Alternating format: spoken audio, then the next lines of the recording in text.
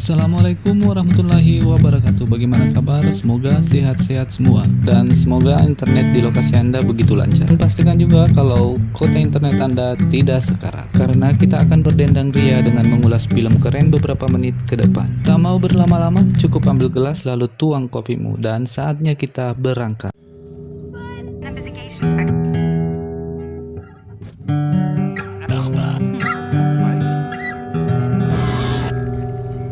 Kali ini kita akan mengulas film kriminal thriller Amerika Serikat dirilis pada tahun 2017. Film ini diangkat berdasarkan dari sebuah kisah nyata, di mana naskahnya ditulis dan dirampungkan oleh Taylor Sheridan yang merupakan juga sebagai produser di film ini. Film ini juga diberi judul sesuai dengan lokasi kejadian, yaitu Wind River. Film ini dibintangi oleh Jeremy Renner dan Elizabeth Olsen. Kalian pasti sudah tahu kan ketika saya sebut nama. Oh ya, dan sekedar info, film Wind River merupakan film kolaborasi ketiga Jeremy Renner dan Elizabeth Olsen setelah film Avengers, Age of Ultron dan Captain America Civil War. Film ini ditayangkan perdana di Festival Film Sundance pada tanggal 21 Januari 2017 dan dirilis di Amerika Serikat pada tanggal 4 Agustus 2017 pula. Dan film ini juga sangat banyak mendapatkan review positif dari para kritikus film. Oke, agar tidak berlama-lama lagi, kita langsung menuju ke cerita film.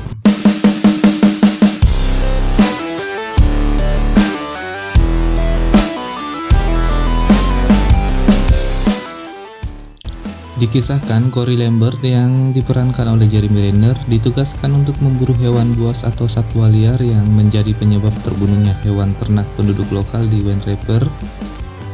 Wind River ini adalah Indian Reservation District, Wyoming.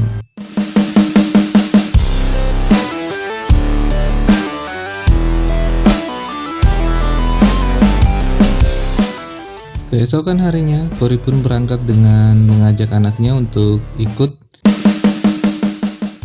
Ketika sampai di Wind River yang merupakan asal kampung halaman istrinya juga, Cory pun langsung mencari dan mengikuti jejak kaki hewan buas tersebut. Namun di tengah perjalanan, Cory menemukan jejak langkah kaki manusia yang ada tetesan darah. Cory pun mengikuti jejak langkah itu hingga di ujung jejak Cory menemukan mayat Natalie Hansen, di mana seorang gadis warga lokal yang berusia 18 tahun. Mayatnya membeku tanpa sepatu, memakai pakaian musim dingin, dan terdapat noda darah di celana bagian paha.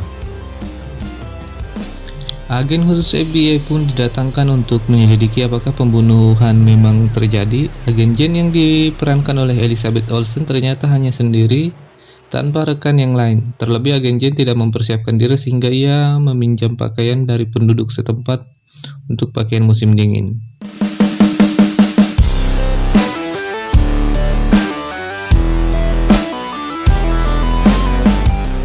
Kepala kepolisian setempat, yaitu Ben, yang diperankan oleh Graham Greene, untuk memeriksa mayat tersebut, dan setelah melakukan pemeriksaan, tim investigasi memerintahkan otopsi penuh pada mayat tersebut.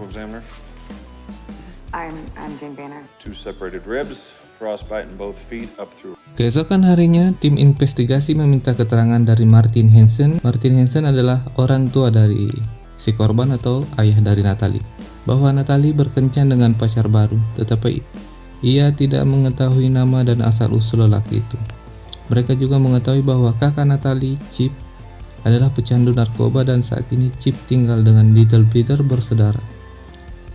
Ya, Little Peter ini adalah bandar narkoba lokal yang ada di Wind River.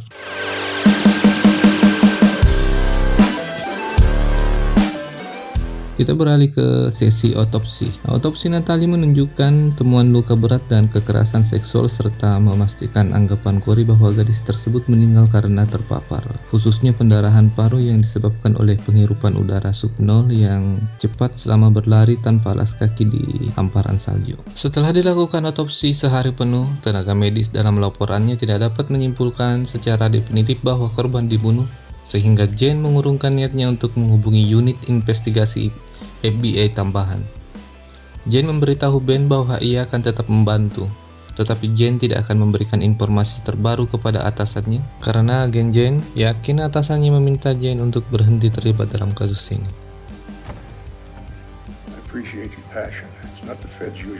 Sekarang kita lanjut. Jane, Cory, dan Ben kemudian mengunjungi lokasi Little Peter bersaudara, yaitu yang tadi saya bilang mereka adalah bandar narkoba lokal yang ada di distrik Wyoming atau di Wind River. Namun sayang terjadi adu senjata dengan Sam, di mana Sam tidak menyukai seseorang ketika datang ke rumahnya, apalagi mereka adalah oknum-oknum polisi. Setelah adu senjata berakhir, ternyata Sam harus tewas di tangan agen Jane, sementara Chip dan bandar narkoba lain dilumpuhkan oleh Cory di bagian belakang rumah. Di tengah-tengah investigasi mereka di rumah Sam, kemudian Cory melihat jejak mobil salju yang mengarah dari rumah Sam berada dan menuju ke area di mana mayat Natalie ditemukan. Cory pun meyakinkan Jane untuk menunda menginterogasi tersangka yang tersisa agar bisa mengikuti jejak sebelum salju turun. Beberapa jarak mendaki gunung, keduanya menemukan mayat kedua. Tetapi kali ini mayat pria yang telanjang dan telah rusak dimakan oleh satwa liar. Cory dan agen Jane pun langsung meminta bantuan polisi setempat untuk membawa mayat tersebut yang ditemukan dan langsung diotopsi. Di tengah perbincangan, Cory meminta izin kepada agen Jane dan Ben untuk berbicara dengan Chip, yaitu kakak dari Natalie.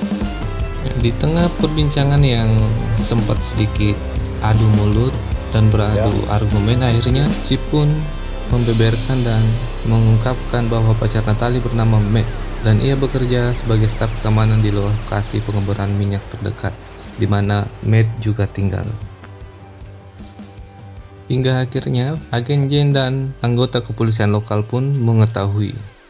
Di malam hari, agen Jane mengunjungi rumah Cory dan mengungkapkan bahwa mayat pria tersebut adalah Matt Driver yang bekerja sebagai staf keamanan di lokasi pengeboran minyak terdekat, sama seperti keterangan Chip sebelumnya. Cory pun memberitahu Jane bahwa tubuh putrinya ditemukan di salju 3 tahun yang lalu setelah mengadakan pesta di rumahnya yang diadakan tanpa sepengetahuan Cory, di mana saat itu Cory dan istrinya sedang menghabiskan malam keluar rumah. Kita berpindah ke scene selanjutnya. Keesokan harinya bersama Ben, deputi lokal kepolisian, agen Jane mengunjungi lokasi pengeboran dan disambut oleh beberapa rekan kerja Matt yang mengaku tidak pernah melihat Matt sejak ia pergi beberapa hari yang lalu setelah berseteru dengan pacarnya. Seketika pesta terjadi dan seluruh staf keamanan pengeboran minyak tidur, Cory telah menelusuri kembali mayat kedua, mengikuti jejak dan mendaki gunung. Cory menemukan jalur turun langsung ke kamp pengeboran yang disiapkan oleh Jane dan para deputi yang tiba di lokasi. Cory mulai mencoba berkomunikasi dengan Bell melalui radio. Ben, copy. Di lokasi pengeboran minyak, agen Jane, Ben, dan para deputi bertemu dengan staf keamanan pengeboran. Di tengah obrolan, Jane melakukan kesalahan dengan mengklaim bahwa Natalie berseteru dengan Matt dan menghilang, dan bahwa hilangnya Natalie sedang diselidiki. Namun pihak keamanan pengeboran minyak mengatakan bahwa mayat gadis yang ditemukan adalah mayat Natalie dan mereka mengetahui dengan memantau saluran radio meskipun identitas Natalie tidak pernah dibahas melalui radio.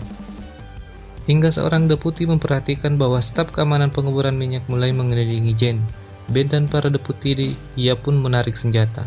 Ternyata mereka dijebak oleh staf keamanan pengeboran minyak. Dengan senjata yang saling membidik satu sama lain, agen Jane pun mencoba menenangkan situasi dan semua kembali berjalan normal dan menuju mobil karavan tempat Matt tinggal. Di scene ini terungkap kejadian yang dialami Natalie pada malam itu, di mana terungkap bahwa tim keamanan pengeboran minyak setelah berpesta dengan minuman keras kembali ke lokasi pengeboran dan menemukan Matt dan Natalie berpelukan di tempat tidur di salah satu papan mereka. Ketika Matt, anggota tim yang sangat kasar, berperilaku tidak pantas terhadap Matt dan Natalie secara terus-menerus. Hal itu menyebabkan perkelahian antara Matt dan Pat, dengan Matt dipukul oleh anggota tim keamanan lainnya hingga tak sadarkan diri. Pat memperkosa Natalie dan Matt terbangun, ia menyerang Pat dan anggota lainnya. Meskipun Matt terdesak oleh anggota lain, hal ini menjadi kesempatan bagi Natalie untuk meloloskan diri keluar lokasi pengeboran. Dan pada malam itu, di mana Natalie berlari hingga jauh, bahkan sampai Natalie meninggal. Dan secara bersamaan, Matt pun dipukuli sampai mati oleh teman-teman mereka sendiri. Kita kembali ke masa sekarang, di mana terlihat agen Jane mencoba membuka pintu ke mobil karavan yang sama seperti ditunjukkan di masa lalu, tetapi ternyata terkunci. Setelah mendengar peringatan melalui radio dari Corey, Ben berteriak pada agen Jane untuk menjauh dari pintu itu, dan Pete menembak Jane dengan senapan dari balik pintu tersebut.